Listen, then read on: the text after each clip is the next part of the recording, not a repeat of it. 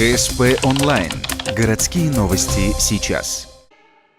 В школе номер 2 прошли веселые старты. Спортивную игру устроили для участников слета российского движения школьников. Сравнительно новая общественная организация нацелена на развитие различных навыков современных учеников, в том числе и на становление здоровой личности.